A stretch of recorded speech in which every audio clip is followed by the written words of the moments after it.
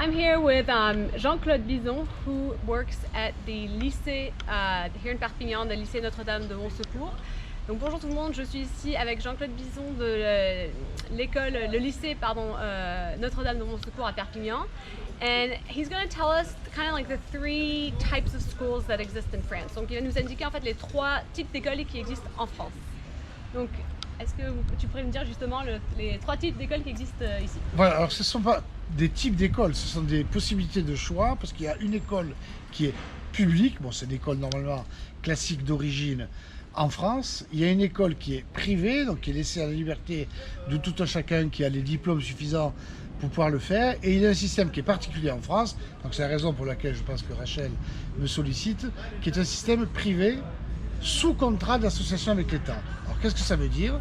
Ça veut dire que les professeurs qui sont recrutés sont les professeurs qui passent les mêmes concours, le même jour, avec le même sujet que ceux du public, qui sont nommés après dans l'enseignement privé sous contrat parce qu'ils en ont fait le choix, parce que ce sont des écoles qui ont l'autre côté qui est privé, donc à la liberté de tout le personnel administratif, de toute l'équipe pédagogique et des parents. Donc il y a une dimension de liberté dans le fonctionnement de l'école qui n'est pas celle du public, où la totalité, partie éducative et administrative, est gérée par l'État. Bon, il se trouve que l'école où l'on est actuellement est une école privée sous contrat d'association avec l'État et que bon, les classements, je pense que ça va faire plaisir à tout le monde, aujourd'hui quand même plébiscite ce type d'école. Et si vous allez chercher en France donc les résultats et le succès obtenus dans ces écoles, eh bien voilà, ça se passe plutôt très bien. Donc c'est le système qu'elle va en poupe. Merci. So just in a nutshell, what he was explaining is like the three types of schools that exist in France, more or less. Or first of all, there are public schools, so that free, typical, and then there are private schools. So as long as people that start up those schools have the qualifications and degrees necessary to start up private schools, then they can do that. And there's something that kind of ties both together in the sense of it's a public school, but that still operates with the titles that are necessary for the French government. So they still get help and so forth, but they're still like a private school, such as this one here. Merci énormément. Avec plaisir. On continue la visite de ce très beau campus.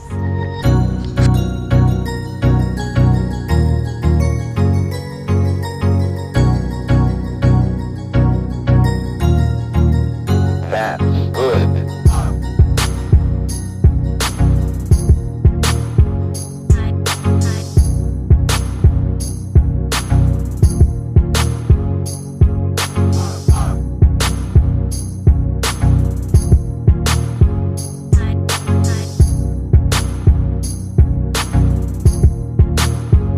So what do you think the building behind me is?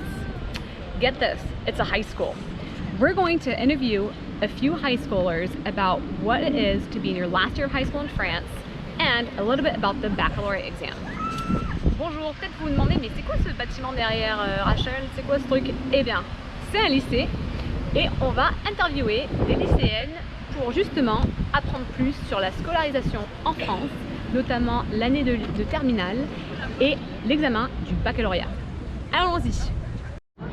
So just want to briefly explain what I was talking about with those three girls. So they are in Terminale, which is your last year of high school, and they've already selected the type of baccalaureate degree they are going to get. So what does that mean? That means that they are at the end of schooling, instead of taking SATs or whatnot to be able to go to colleges or universities, you take a baccalaureate exam and you pick, depending on what you want to do, depending on your strong areas, you pick a certain branch, almost like a major. You can think of it like that. So they were saying that they have class Monday through Friday, pretty much from 8 to 5 p.m., which is really a long day, but keep in mind that the baccalaureate exam is not only extremely intensive, it's pretty much the equivalent of also a year of college if you were going to compare it to the United States.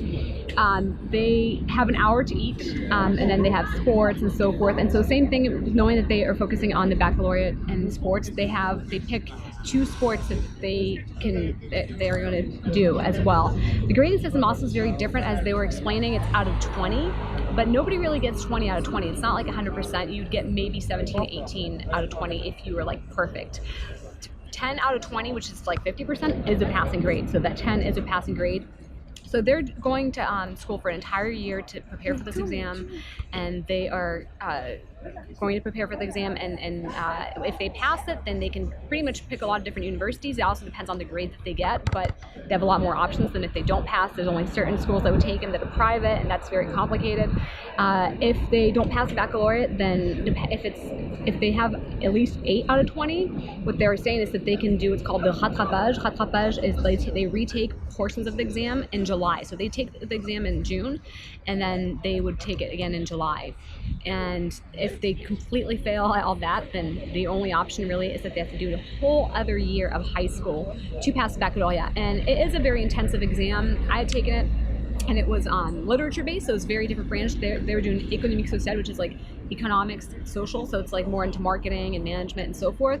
So what I did was more literature based, is more based on languages, literature, writing, reading, that kind of thing, where philosophy is a heavy weight. And so every baccalaureate has a different weight, and the weight of the literature one is going to be heavy based on languages and on history, on geography, on literature, on philosophy, whereas economics and social, that is going to be more statistics based, so numbers, math, that kind of stuff is going to have a heavier weight on the exam, which it just kind of decides how they pass it. So what they're explaining in terms of the educational system is that they feel like, in some extent, a lot of professors or teachers kind of do the same thing, where they have a certain mythology and they kind of have to go through classes. And so if students are interested in the subject, then they don't really care. So they're going to do what they're going to do to pass, but they're not actually passionate about it. And so they're saying it just depends on the instructors. That's how they see how schooling is here. And then with their degree, they have different options of what they can do with the degree. So it's really interesting how to compare it from the American system. They do take it a lot more seriously because, like I mentioned, it's like it has a lot more of a weight than like SATs in the States. There's an average about 13 exams that you take for the baccalaureate exam. And so the teachers prepare them for that, and then they also have to study a lot independently. The cool thing about the high schools here is, as you can notice, a lot of them, it's not the traditional high school as it is necessarily like in the States. Here it's like it could be an old castle that's renovated into a high school. It could be a different building that's now created as a high school. So I mean, there are a lot of different options, and it's not the way you'd see it. It's not drop off. A lot of these students probably coming into Montpellier, they probably took the tram in, or maybe they have a scooter. I see a few scooters around here, so they may have taken a scooter or a moped even, because at 14 you can drive in with a moped, but I doubt that the parents would have brought them. A lot of them don't have their driver's license for the simple reason that you have to be at least 18 to get your driver's license.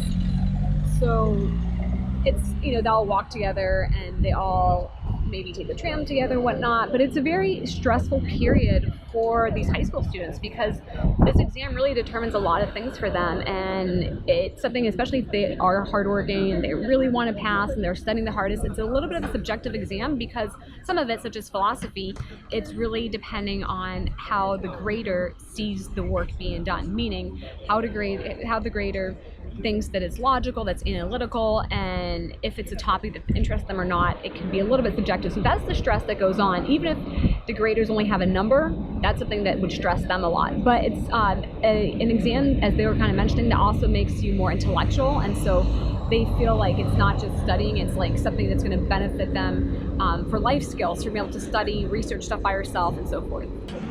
So what do you think about the schooling in France? It's very different than schooling in America, isn't it?